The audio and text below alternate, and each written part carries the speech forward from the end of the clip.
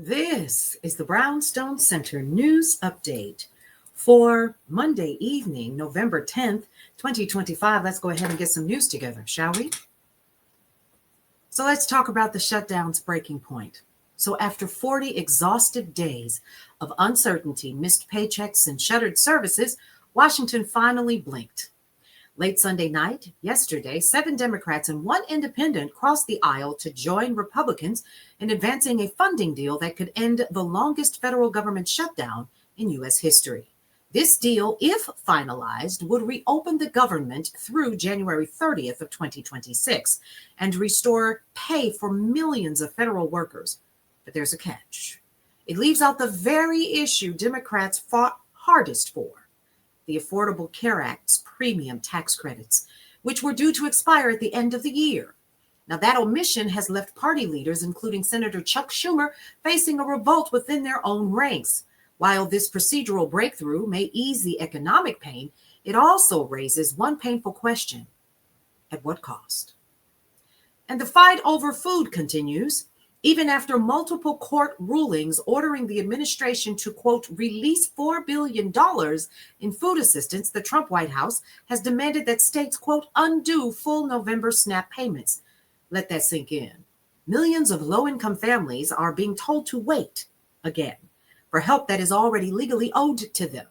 In the 40 years of government shutdown, SNAP payments have never been suspended until now.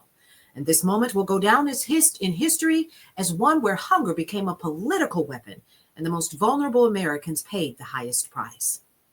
And the shutdown's ripple effects are reaching travelers across the nation as unpaid air traffic controllers and safety personnel call out. Airlines are slashing routes and canceling flights just weeks before the holiday season.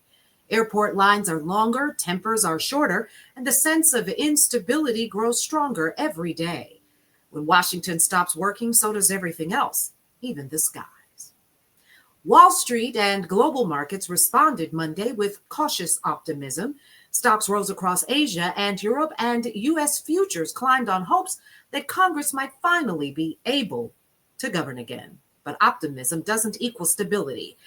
Economists warn that another standoff, especially one over healthcare funding, could send markets right back into turmoil. This shutdown wasn't about budgeting, it was about leverage. The Trump administration and the GOP used the most basic human needs, folks, food, income, and care, as bargaining chips to secure their political wins. And now, after weeks of pain, uncertainty, and national fatigue, the Democrats are poised to completely fold. The message this sends is dangerous: that hunger, fear, and economic pressure can force policy outcomes when debate cannot. So tonight, when you see this, remember what this really means. Remember who stood for the people and who used the people. And most of all, remember that your vote is still the most powerful currency in this nation. This fight isn't just about Washington. It's about every household, every paycheck, every dinner table in America. Listen, for more news and information that you can use, head over to brownstoneworldwide.com, Cityscape Radio, and you guessed it, Brownstone Living Magazine, building community through information, connection, and power is who we are for the people in the neighborhood. We'll see you around.